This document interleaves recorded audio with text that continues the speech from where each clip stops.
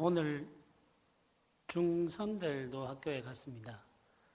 학생들이 이제 조금씩 학교에 가고 초등학생들도 저학년들, 1, 2학년들이 학교에 가서 이제 수업을 하기도 하고 학교에서 주는 식사를 함께 먹기도 했는데 보니까 이제 식사할 때 학생들이 한 명씩 이렇게 뚝뚝 떨어져 앉아가지고 식사하는 모습을 제가 신문을 통해서 봤습니다. 지금 우리가 관심을 가져야 할 것들 중에 하나가 질병의 확산으로부터 어떻게 우리 자녀들을 지킬 건가, 이것도 이제 굉장히 중요한 문제이기도 합니다만은 이 상황이 오래되면서 우리 학생들이 이 친구들과 함께, 이 사람들과 함께 어울려 살아가는 시간들이 굉장히 줄어들고 또 그 공간이나 관계의 폭이 좁아지면서 정서적으로 경험하게 되는 고립이나 소외의 문제도 지금 굉장히 심각한 문제가 되고 있습니다. 그래서 우리가 특별히 기도해야 되겠고, 우리 자녀들의 정서적인 문제에 관심을 기울이면서 이 아이들이 소외나 고립 때문에 마음이 약해지거나 혹은 병들지 않도록 지키는 일에 특별한 관심을 기울여야 될 때입니다. 그래서 교회가 이런 일에 관심을 가져야 되고, 이런 일에 대해서 능력 있게 대처할 수 있도록 하기 위해서는 교회 자체가 가지고 있는 이 공동체적인 힘을 유지하고 또 사람들 가운데 드러내는 그런 역할을 해야 되겠습니다. 근데 교회조차도 지금 이제 모임을 잘 하고 있지 못하기 때문에 예배 모임은 되고 있습니다만 성도들의 교제가 활발하게 일어나지 않으면은 사실은 중요한 문제가 발생할 수밖에 없습니다. 교회 내에서도. 그런 부분들을 우리가 생각하고 기도하면서 어떻게 우리가 대처해 나가야 할지 그 방법을 찾는 지혜가 필요하겠습니다. 오늘 우리가 말씀을 또 생각하고 하나님께서 우리에게 주시는 여러 가지 것들을 살피게 될 텐데, 특별히 우리가 살아가는 이 시대 가운데 하나님이 주시는 은혜를 경험하고 또 깨달을 수 있는 시간이 되면 좋겠습니다. 찬송가 285장을 함께 찬양드리겠습니다.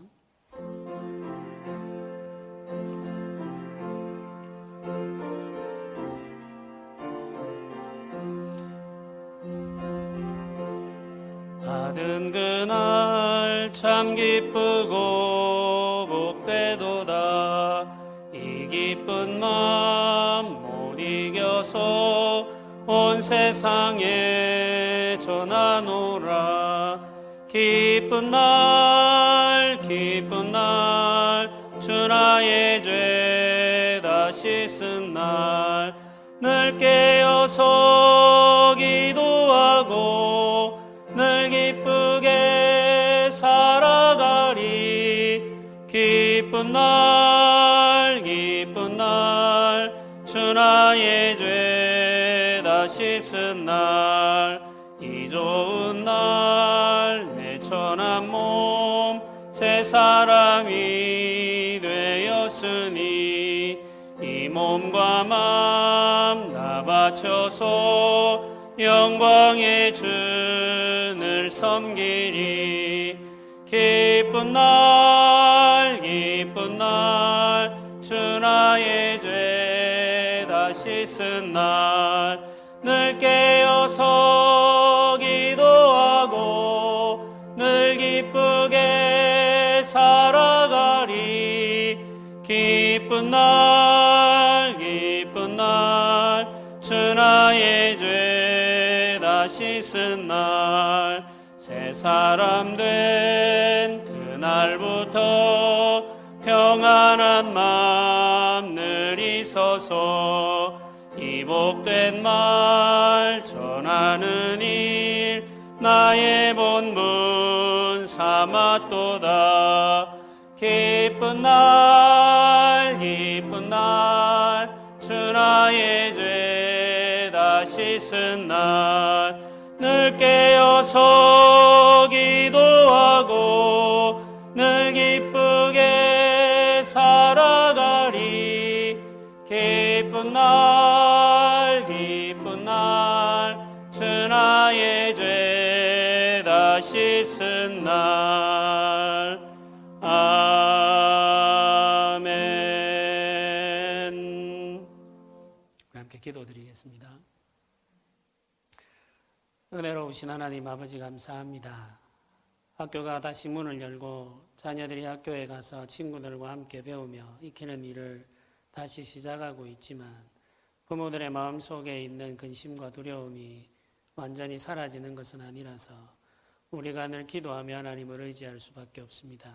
주여 우리의 자녀들을 붙들어 주시고 지키시며 보호하여 주시기를 원하고 연약하여져 있는 마음들을 주께서 다스리시고 회복시키셔서 강건하게 하여 주시기를 원합니다. 하나님께서 사람을 창조하실 때 더불어 함께 살아가도록 창조하셨음을 우리가 잘 알고 있습니다.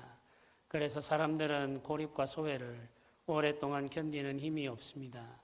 주여 우리가 교제하며 하나님의 말씀을 나누며 함께 자라가는 일을 하지 못한 시간이 점점 더 길어지고 있습니다.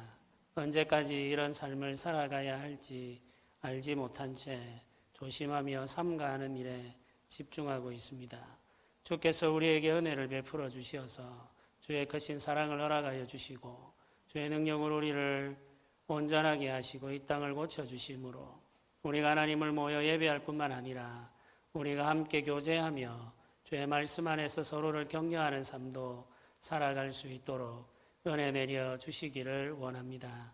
구역들마다 서로를 위하여 기도하고 서로를 돌아보며 격려하며 위로하는 일들을 할 수 있도록 주여 붙들어 주옵소서.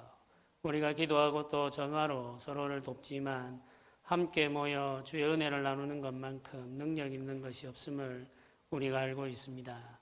주께서 주의 교회를 불쌍히 여기시고 은혜를 베푸셔서 모여 함께 교제하는 이 삶이 속히 회복될 수 있도록 역사하여 주시옵소서.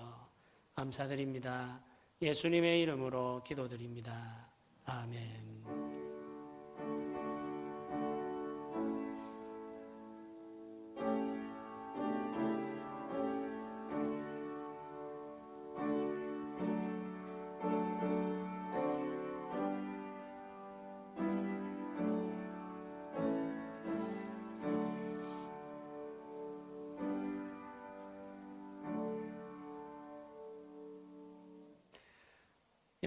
오늘 우리가 함께 나눌 말씀은 레위기 13장과 14장인데 우리가 함께 읽을 본문은 레위기 13장 1절부터 17절까지입니다.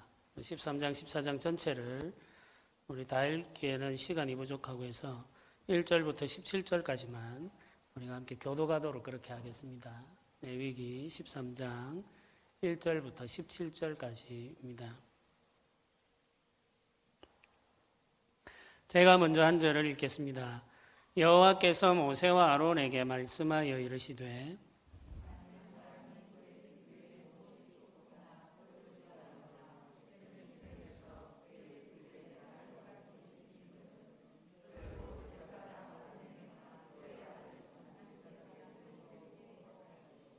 제사장은 그 피부의 병을 진찰할지니 환부의 털이 휘어졌고 환부가 피부보다 우무가여졌으면 이는 나병의 환부라. 제사장이 그를 진찰하여 그를 부정하다 할 것이요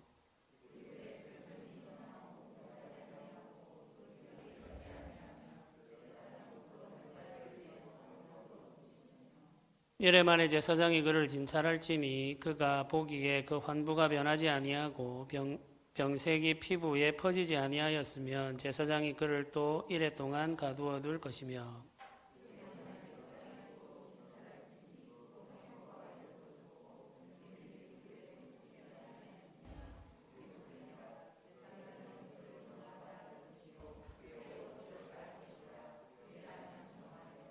그러나 그가 정결한 쥐를 제사장에게 보인 후에 병이 피부에 퍼지면 제사장에게 다시 보일 것이요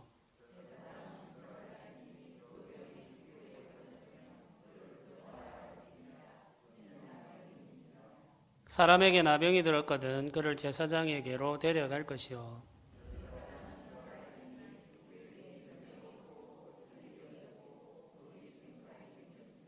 이는 그의 피부에 오랜 나병이라 제사장이 부정하다 할 것이요 그가 이미 부정하였은즉 가두어 두지는 않을 것이며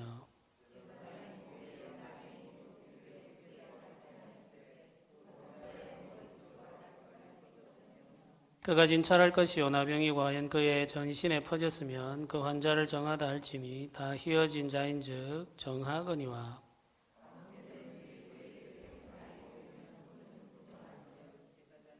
제사장이 생사를 진찰하고 그를 부정하다 할지니 그 생사는 부정한 것인즉 이는 나병이며.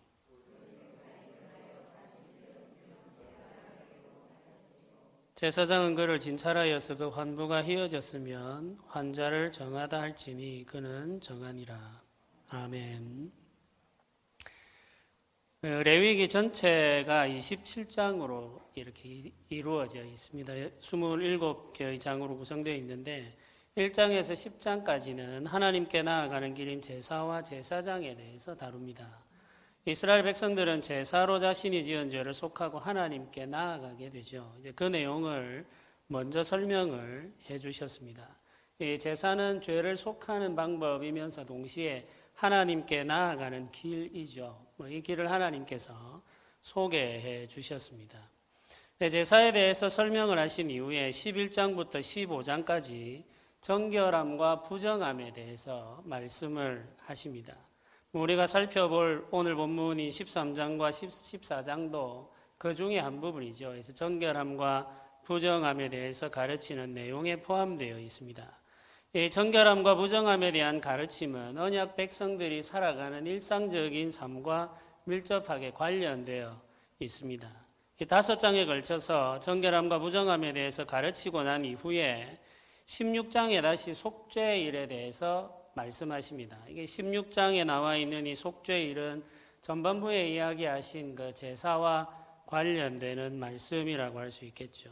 그리고 17장부터 마지막 장인 27장까지 다시 정결한 백성으로 살아가는 길에 대해서 말씀하십니다.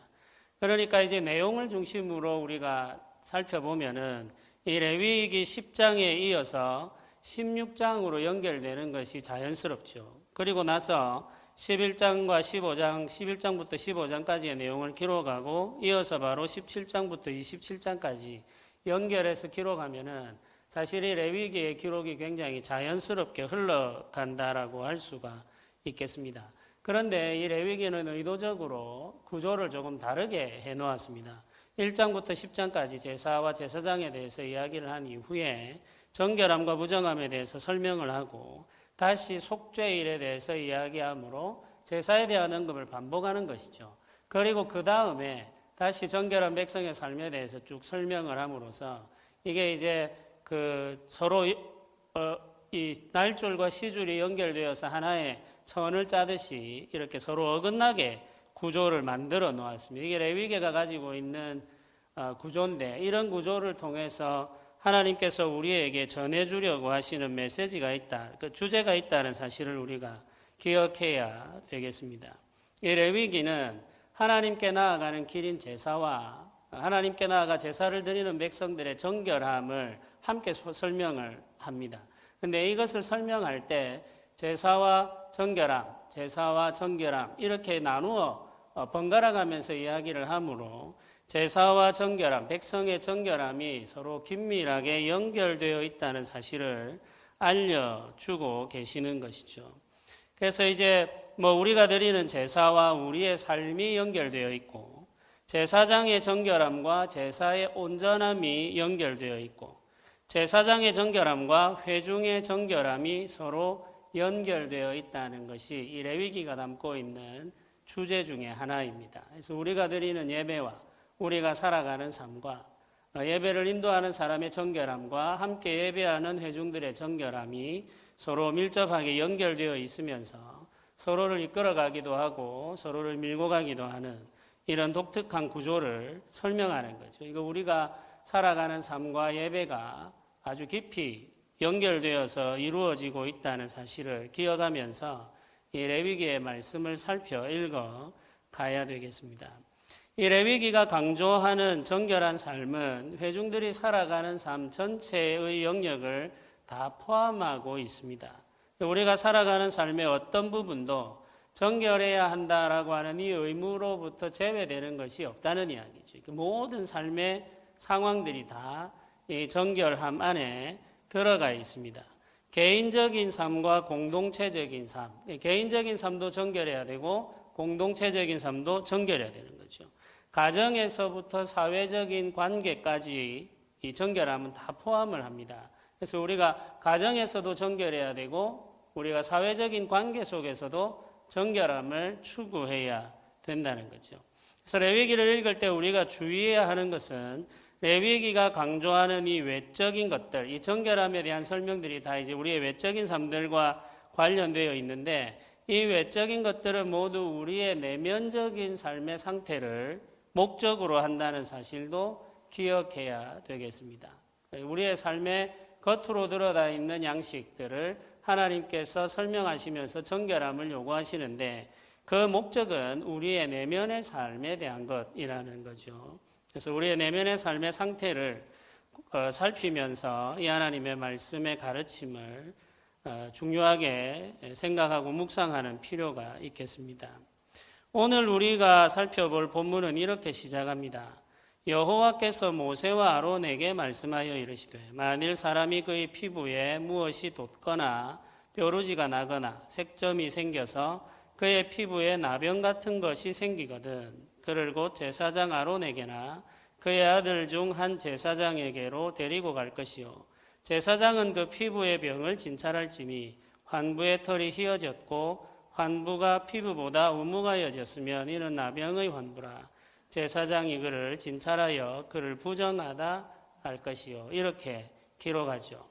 지금 우리가 가지고 있는 이 성경 번역을 보면은 2절에 나병이라고 번역한 것을 각 줄을 달아서 밑에 추가로 설명을 해 놓았습니다. 이 넓은 의미로 악성 피부병을 뜻한다. 이렇게 설명을 해 놓았죠. 근데 이 새 번역 성경을 보면은 이 부분을 악성 피부병이라고 번역하고 있습니다. 그래서 이제 과거에도 이제 이 본문을 설명할 때 나병이라는 구체적인 질병을 언급하고 있습니다만은 우리가 이 본문을 읽을 때 이 나병이라고 표기되어 있는 부분은 악성 피부병으로 이해를 하시면 되겠습니다. 그래서 이 악성 피부병은 사람의 신체를 훼손하는 질병으로 전염성을 가지고 있는 것으로 이해하시면 됩니다. 그렇기 때문에 이 악성 전염병이 발병하게 되면은 사람의 이 온전하고 건강한 신체가 훼손되는 일이 나타나는 거죠. 우리의 신체가 훼손되고 그리고 나서 이 전염병이 이 사람들에게로 옮겨짐으로써 결국에는 공동체 전체를 파괴하는 결과를 나타내게 됩니다. 그래서 이 악성 피부병이 발병하게 되면 나타나는 보편적인 현상들이 3절에 기록되어 있죠. 제사장은 그 피부의 병을 진찰할지니 환부의 털이 휘어졌고 환부가 피부보다 우무가여졌으면 이는 나병의 환부라 제사장이 그를 진찰하여 그를 부정하다 할 것이요 이렇게 기록합니다. 여기 보면은 털의 색이 변색되고 피부 조직이 우묵하게 파여진다 이렇게 지금 설명하죠. 이게 이제 우리 몸에 변화가 일어나게 되었다는 말입니다. 그래서 악성 피부병이 발병하게 되면은 환부의 털은 이게 변하고 환부가 다른 피부 조직보다 우묵하게 되는 일이 일어납니다. 이 피부 조직에 변화가 생기는 거죠. 악성 피부병이 심하게 되면은 피부 조직의 색이 변하거나 종기가 생기거나 혹 심한 경우에는 신체의 끝부분이 약해져서 떨어져 나가기도 합니다. 손가락이나 발가락, 귀나 코처럼 신체의 끝부분이 먼저 훼손되어서 우리가 가지고 있는 원래의 모습, 우리 성경에는 그것을 이제 형상이라고 이야기하죠. 이 원래의 형상이 훼손되는 거죠. 원래의 형상을 잃어버리고 부패하게 되는 것입니다. 이제 우리의 피부 조직이 부패하게 되는 것이죠. 종기가 생기거나 신체의 끝부분이 떨어져 나가거나 하는 이런 모든 현상은 피부 조직의 부패로 설명할 수 있겠습니다. 의료기술이 발달하지 않은 고대 사회에서는 피부 질환이 전염되는 일들이 많았습니다. 출애굽기에는 하나님께서 이스라엘 백성들을 애굽에서 구원하실 때 애굽에 10가지 재앙을 내리시는데 그 중에 6번째 재앙이 악성 종기였습니다. 출애굽기 9장 8절과 9절을 읽어보면 이렇게 기록하죠. 여호와께서 모세와 아론에게 이르시되 너희는 화덕의 재 두 움큼을 가지고 모세가 바로의 목전에서 하늘을 향하여 날리라. 그 재가 애굽 온 땅의 티끌이 되고 애굽 온 땅의 사람과 짐승에게 붙어서 악성 종기가 생기리라. 이렇게 이야기합니다. 이게 악성 피부병이죠. 하나님께서 애굽에 내리신 재앙 중에 하나가 이 악성 피부병이었습니다. 사람의 피부에 발생하는 이 악성 종기는 죄와 매우 비슷한 특징을 가지고 있습니다. 죄는 하나님께서 사람에게 허락하신, 창조하실 때 사람에게 허락해 주신 하나님의 형상, 그 온전한 형상을 파괴하고 훼손하죠. 하나님이 사람을 창조하실 때 허락하신 그 선하고 아름다운 형상을 파괴하는 것이 죄입니다. 우리가 가지고 있는 온전하고 아름다운 형상, 선함으로 가득한, 의로움으로 가득한 그 형상이 지금은 우리 눈에 보이지 않게 되는데 이유는 죄 때문이라는 거죠. 죄가 그 형상을 파괴하고 훼손해서 우리가 하나님께로부터 받은 그 아름다운 형상이 온전하게 나타나지를 못하게 되는 거죠. 죄가 하나님의 형상을 파괴한 것입니다. 하나님의 형상이 유지되는 상태를 성경은 온전함이라고 말합니다. 우리가 이제 온전하기를 원하는데 온전할 수 없는 이유는 죄가 하나님의 형상을 파괴하고 훼손하기 때문이죠. 죄에 오염된 사람은 하나님의 형상이 파괴되는 것을 경험하게 되고 자연스럽게 온전함은 우리로부터 멀어지게 됩니다. 온전함을 잃어버리게 되는 거죠. 온전함을 잃어버린 사람이 이제 하나님께 나아갈 수 있는 길이 없죠. 근데 그 길을 우리가 얻게 되는데 그 길은 예수 그리스도라고 하는 사실을 우리가 잘 알고 있습니다. 이 죄가 하나님의 형상을 파괴하고 훼손할 뿐만 아니라 이 죄는 전염되는 습성을 가지고 있습니다. 부모에게서 자녀에게 죄가 전염되죠. 유전처럼 상속되는 거예요. 부모에게서 그 자녀에게로 죄는 전염됩니다. 그뿐만이 아니라 사람들이 모여서 공동체를 이루어 살게 되면은 한 사람이 가지고 있는 죄가 다른 사람에게로 전염되는 일들이 일어납니다. 죄는 사람에게서 사람에게로 아주 빠른 속도로 전파되는 경향을 가지고 있습니다. 부모가 가지고 있는 죄가 자녀들에게 전파되기도 하고 이웃이 가지고 있는 죄가 그 이웃에게로 전파되기도 합니다.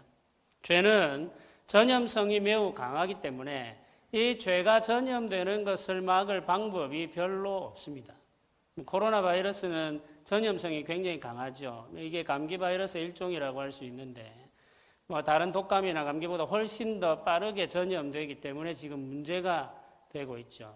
그래도 이 코로나 바이러스의 전염을 막기 위해서 우리가 손을 자주 씻고 마스크를 잘 쓰면은 이 전염을 어느 정도는 차단할 수가 있습니다.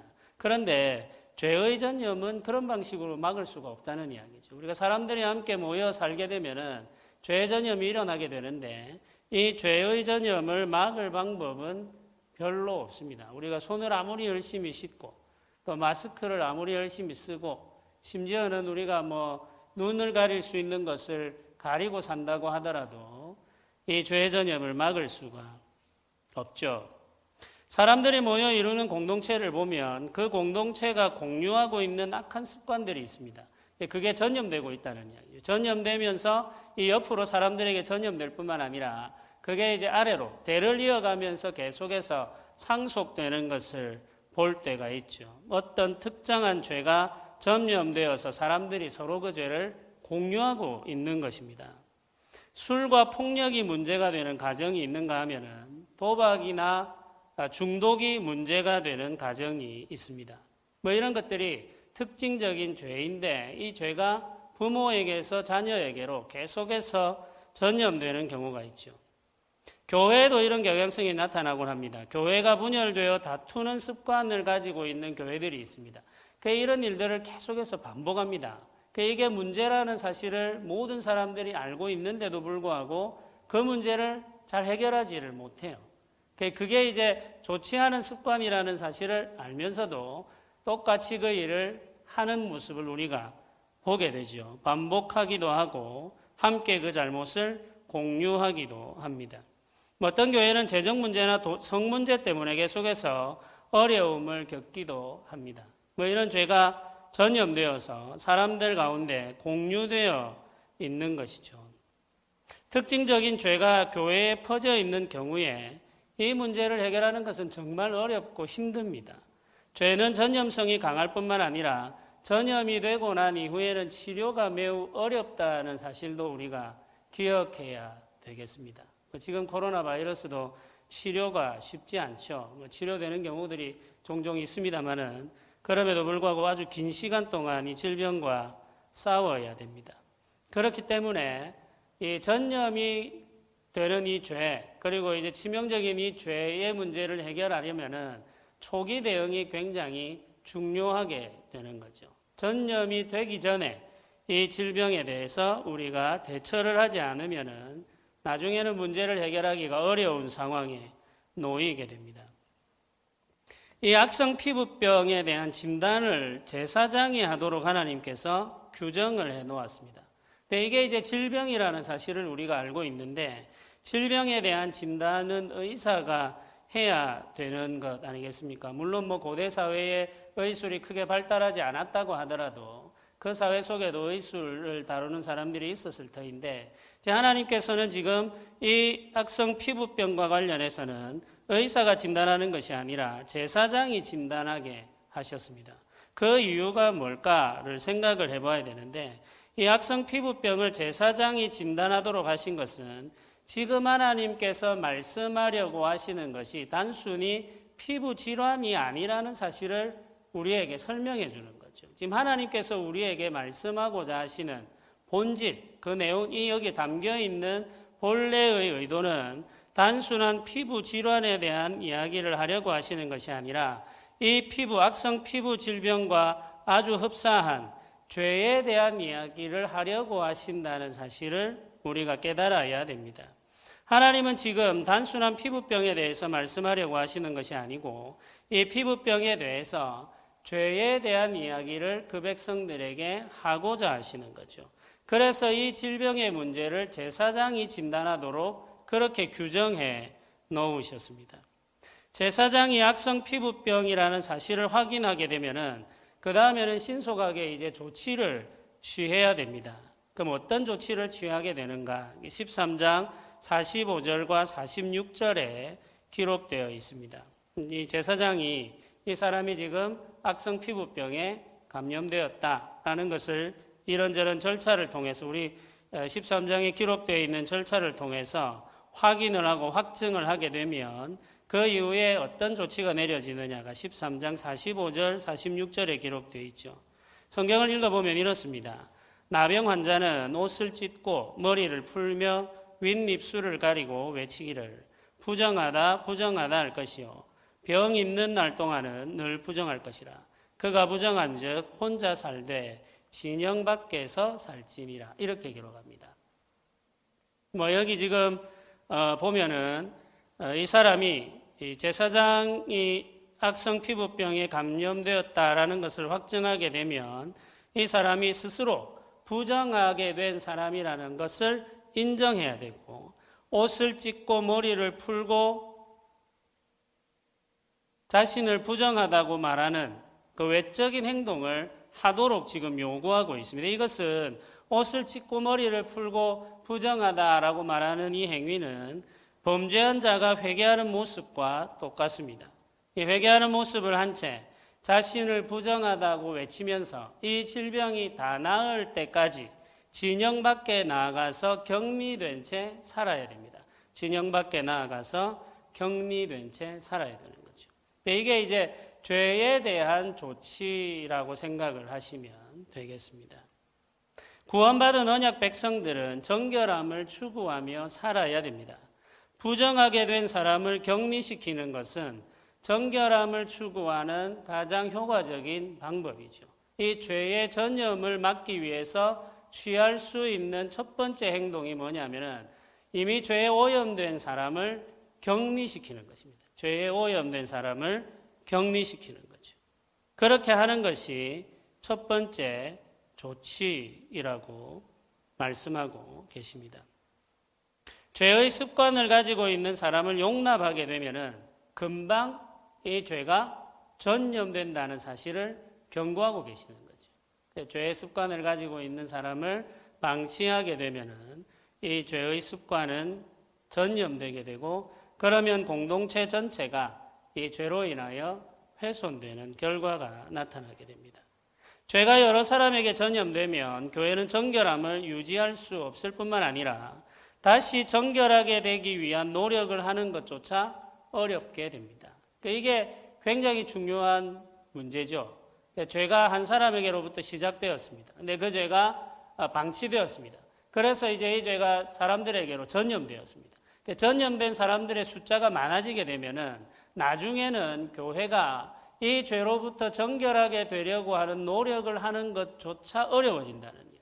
지금 우리가 이제 그런 상황들을 곳곳에서 발견하게 되죠. 코로나 바이러스가 발병을 하게 되는데 그걸 방치하게 되고 전염되는 사람들의 숫자가 많아지게 되면 이 질병을 치료하기 위한 노력 자체가 불가능한 상황에 이르게 됩니다.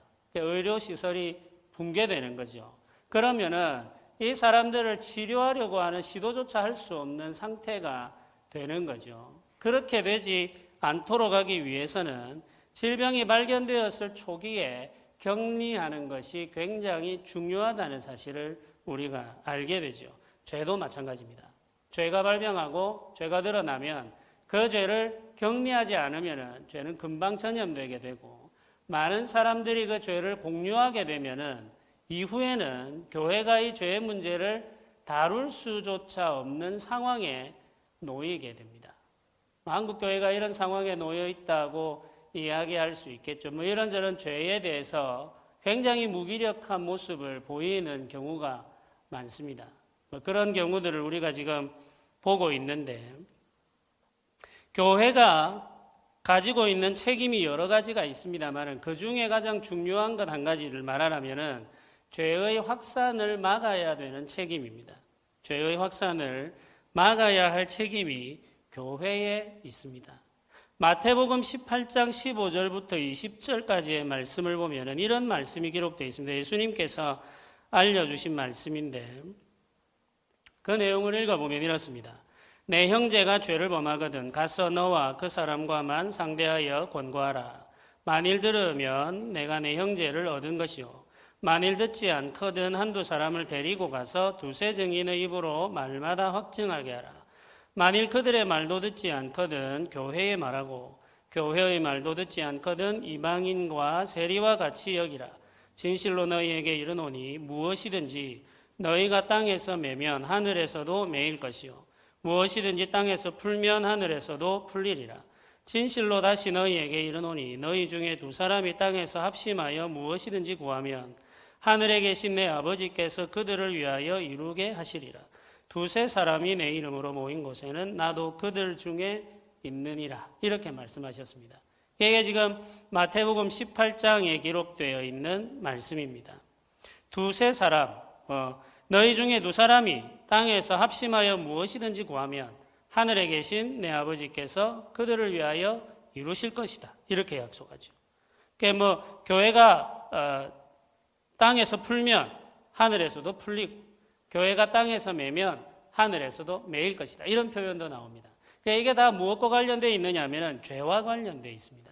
그러니까 지금 이제 15절에 시작하기를 형제가 죄를 범하면 이렇게 이야기하죠. 형제가 죄를 범한 것을 누군가가 알았으면은 그 사람을 권면하라는 이야기죠. 그 죄로부터 떠나도록. 근데 그 말을 듣지 않으면 두세 사람을 함께 권면하라는 이야기죠. 이 사람들이 함께 참여해서 권면하라는. 그래도 듣지 않으면 교회가 이 사람을 권면해야 된다고 이야기합니다. 그런데 만약에 교회의 권면과 가르침도 듣지 않는다면 어떻게 하느냐? 그때에는 이 사람을 이방인과 세리와 같이 여기라. 이렇게 지금 말하고 있습니다.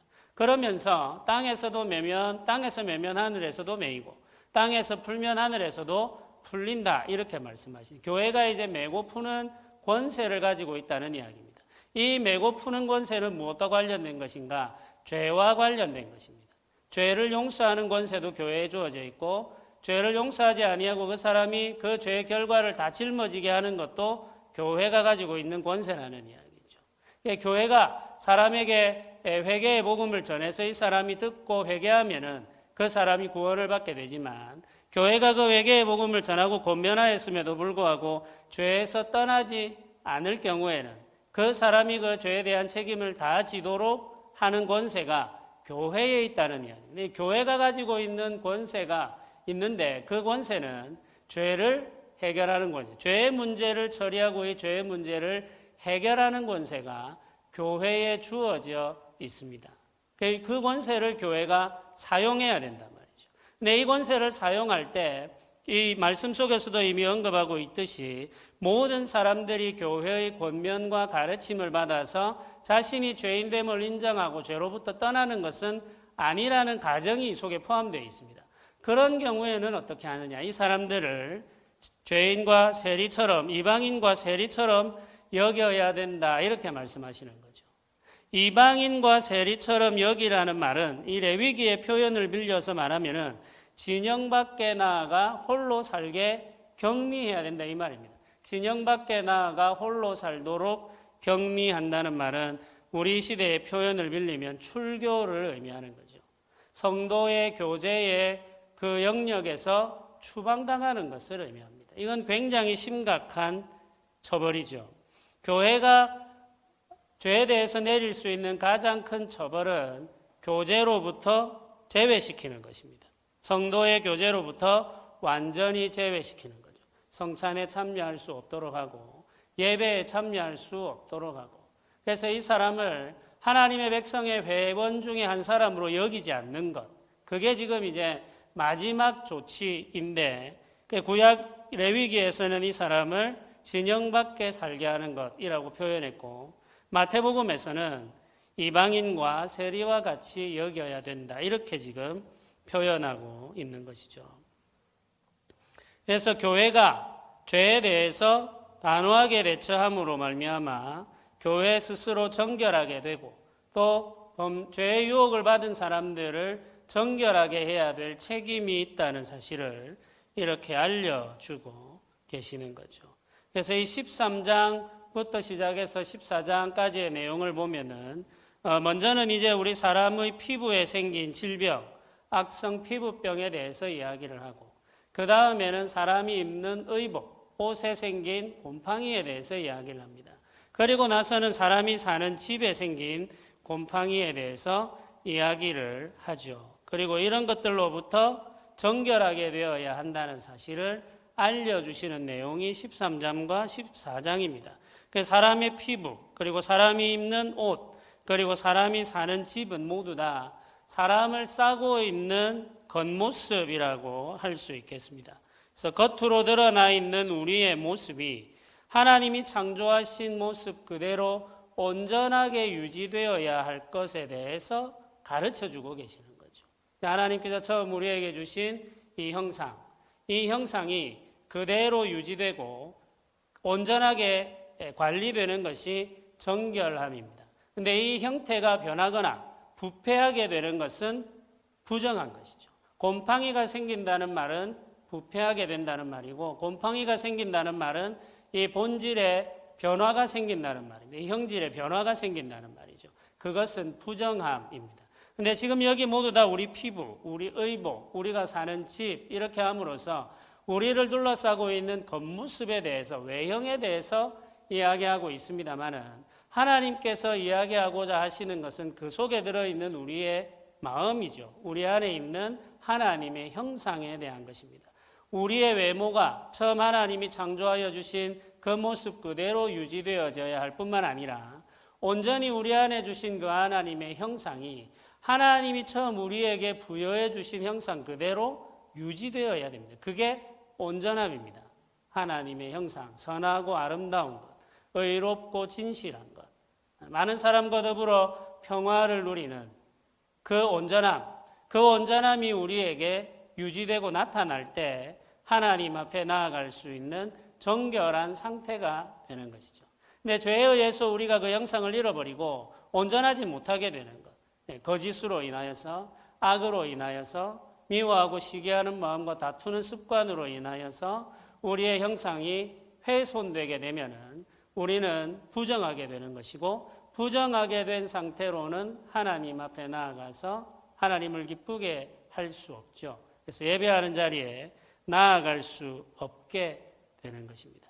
그래서 오늘 우리가 13장과 14장에 하나님께서 우리의 피부, 그리고 우리의 의복, 우리가 사는 집, 이것들이 정결하게 되어야 한다고 말씀을 해주시는데, 이 정결함은 죄로부터 우리를 지키는 노력으로 설명되고 있다는 것 기억하시면서 하나님 앞에 우리가 소원하면서 기도하는 마음으로 살아가야 되겠습니다. 우리 마음에 죄가 스며들지 않도록 경계하고 깨어 기도하는 것, 그뿐만 아니라 우리 교회의 죄가 스며들지 않도록, 사람들 사이에 전염되지 않도록 우리가 지키고 권면하고 깨어 기도하는 것, 이 모든 노력들이 함께 필요하다는 것을 기억하면서 살아가시면 좋겠습니다. 우리가 한 번 더 마음속으로 생각하고 묵상해야 될 것들이 있다면은, 우리 교회가 지금 역사를 쭉 이어가고 있지 않습니까? 이제 27년, 28년, 30년 이렇게 쭉 역사를 이어가고 있을 텐데, 역사를 이어오는 중에 우리가 알고 있는 우리 교회에 이렇게 쭉 오랜 세월 동안 사람들 사이에 퍼져 있는, 우리가 다 알고 있는 좋지 않은 습관들 혹은 악한 모습들은 없는지 또 우리가 살펴보아야 되겠습니다. 그 문제를 어느 지점에선가는 해결해야 된다는, 그게 계속해서 상속되게 되면은 27년, 28년, 30년, 그게 50년, 100년을 만약에 이어가게 되면 나중에는 그 문제를 절대로 해결하지 못하게 되는 상황이 올 수도 있습니다. 그게 이제 수년 동안, 몇 년에 걸쳐서 반복적으로 똑같은 문제로 힘들어하는 교회들이 많습니다. 우리 주위를 보면은. 그게 문제라는 걸 모르지 않아요. 그 교회 성도들도. 알고 있음에도 불구하고 그 문제들로부터 교회가 자유하지 못하는 이유가 뭘까요? 그게 너무 역사가 오래되어서 사람들이 도무지 그 문제를 해결할 수 없는 것입니다. 그 상황이 되면 엄청나게 고통스러운 시간이 계속 반복되게 되는 거죠. 교회는 복음의 능력을 나타낼 수도 없고 예배의 영광을 경험할 수도 없습니다. 건물은 크게 지을 수도 있고 사람들은 여전히 많이 모일 수도 있습니다. 그러나 그 속에 하나님의 영광은 나타나지 않는 것이죠. 생명을 살리고 회복시키는 역사도 일어나지 않습니다. 그래서 우리 교회에 만약 오랜 세월 동안 계속 유지되어 온 좋지 않은 습관, 좋지 않은 모습 혹은 죄의 모습이 있다고 한다면은, 만약에 우리가 그것을 알고 있다면 지금 우리가 그 문제를 해결해야 됩니다. 우리 대해서 그 문제를 해결해야지만 다음 대에서 훨씬 더 나은 예배를 드릴 수 있고 하나님의 영광을 경험하는 교회가 될 수 있습니다.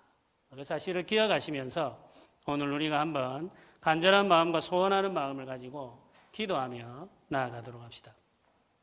우리 함께 기도드릴 것은, 이 악성 피부병처럼 죄는 우리가 가지고 있는 원래 형상, 하나님이 주신 형상을 훼손하고 파괴하고 부패하게 합니다. 그뿐만이 아니라 전염성이 굉장히 강하죠. 교회는 이 죄로부터 자신을 지켜야 할 책임이 있습니다. 죄에 대해서 신속하고 바르게 대처하지 않으면은 교회는 죄에 지배당하고 정복당할 수 있습니다. 교회조차도 그럴 수 있다는 이야기죠. 그래서 우리가 깨어서 기도하면서 하나님 앞에 경계하며 살아야 되겠습니다. 오늘 이 시간에 우리가 함께 기도드릴 것은 우리에게 깨어있는 마음을 달라고 기도합시다.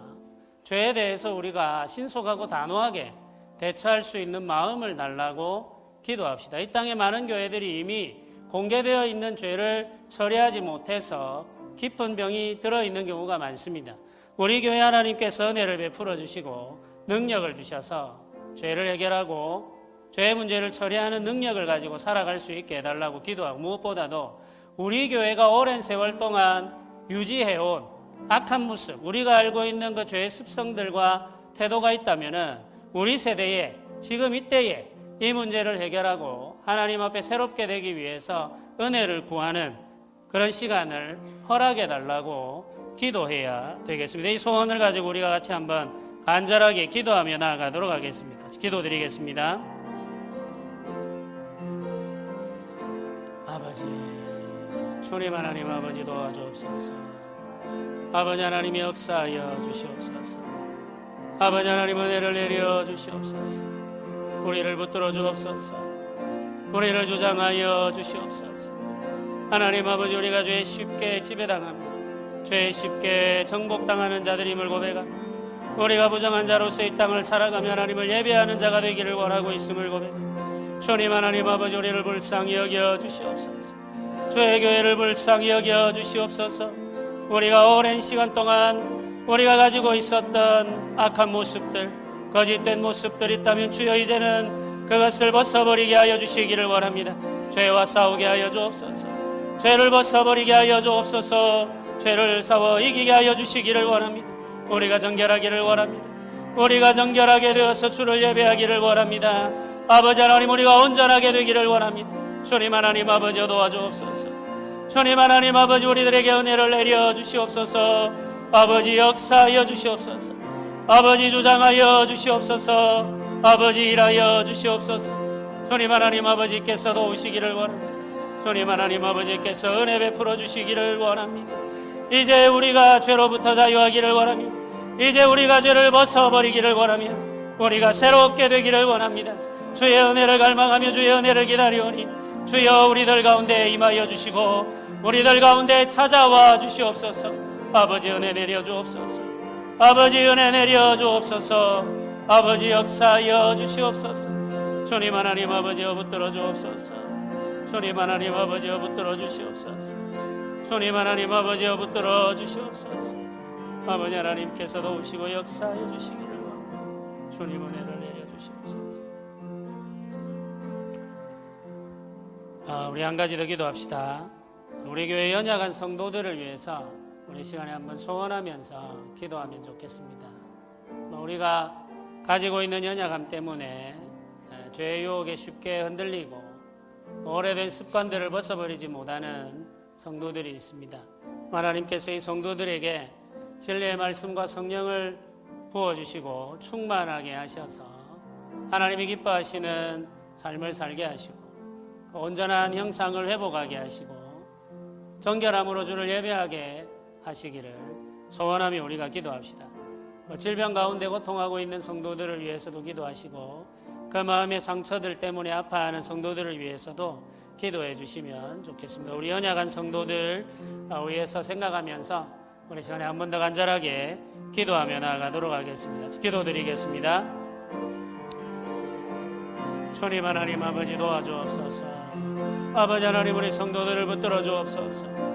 아버지 하나님께서 은혜 내려 주시옵소서. 주님 하나님 아버지께서 붙들어 주옵소서. 주장하여 주시옵소서. 아버지 은혜 내려 주옵소서. 아버지 역사하여 주시옵소서. 주 하나님 아버지 그 신은혜와 사랑으로 인도하여 주시기를 원합니다. 주님 하나님 아버지 은혜로 도우시기를 간절히 원합니다. 아버지여 역사하여 주시옵소서. 아버지여 일하여 주시옵소서. 아버지여 도와주시옵소서. 주 하나님 아버지 그 신은혜를 허락하여 주시옵소서. 주여 고쳐 주옵소서. 주여 새롭게 하여 주옵소서. 주여 온전하게 하여 주옵소서. 아버지 하나님 회복시켜 주시옵소서.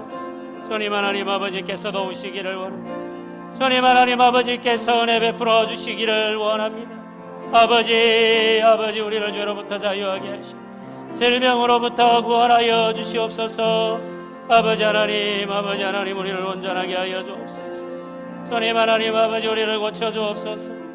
주님 하나님 아버지 우리를 치료하여 주시옵소서. 회복시켜 주시옵소서. 주님 하나님 아버지 도와주시옵소서. 아버지의 은혜를 베풀어 주시고 주님의 성령을 우리들 가운데 부어주시기를 원합니다.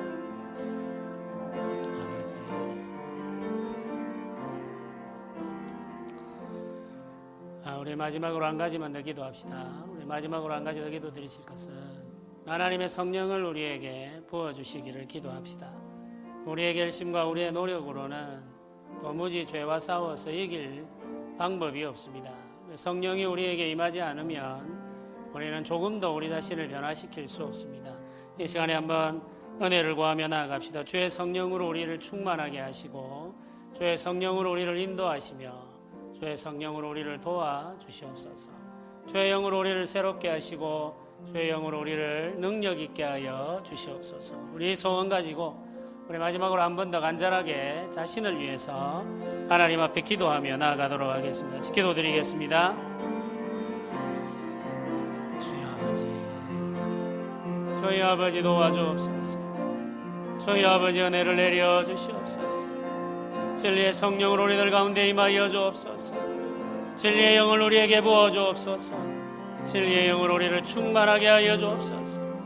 아버지 주님 하나님, 아버지 주님 하나님, 아버지 도와주시옵소서. 아버지 도와주시옵소서.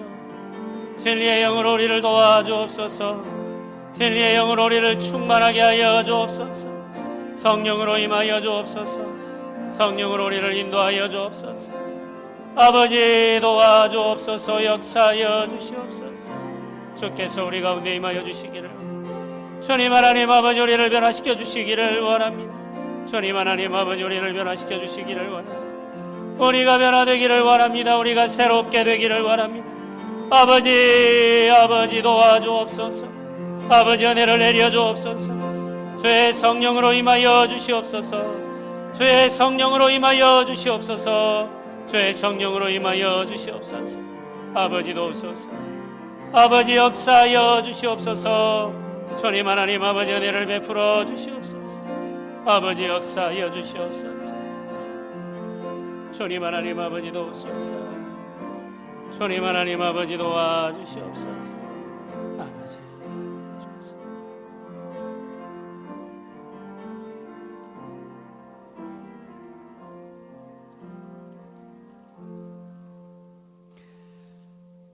우리 446장을 함께 찬양드리겠습니다.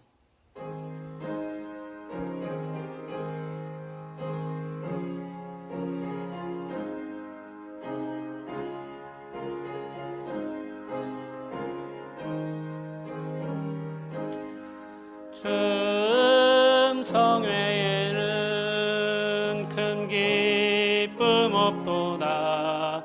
날 사랑하신 주 늘 계시옵소서.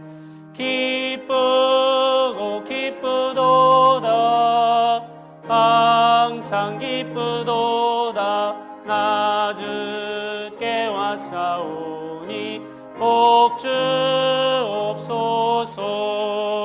나 주께 왔으니 복 주시옵소서. 주와 함께 계시면 큰 시험이기네. 기쁘고 기쁘도다.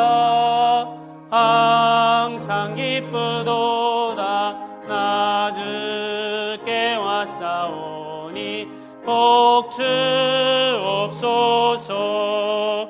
주 떠나가시면 내 생명 헛되네. 기쁘나 슬플 때 늘 계시옵소서. 기쁘고 기쁘도다. 항상 기쁘도다. 나 주께 왔사오니 복 주옵소서.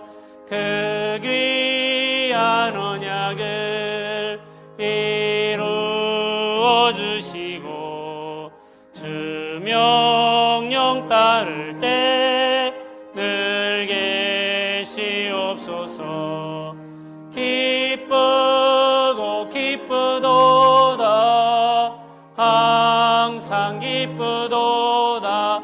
나 주께 왔사오니 복 주옵소서.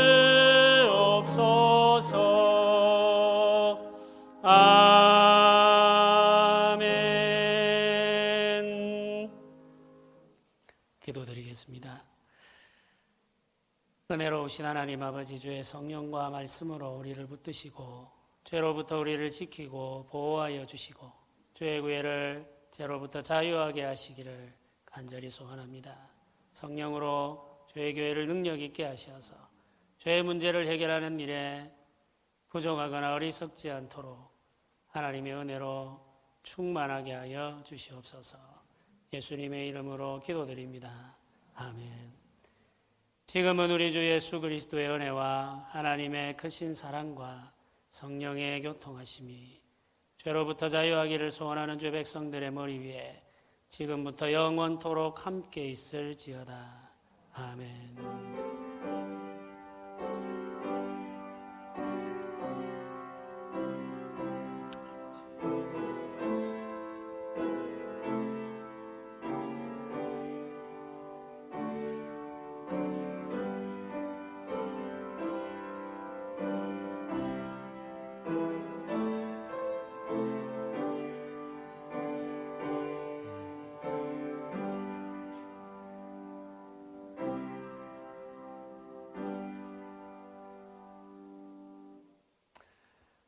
감사합니다. 우리 서로 한번 인사 나누시면 좋겠습니다.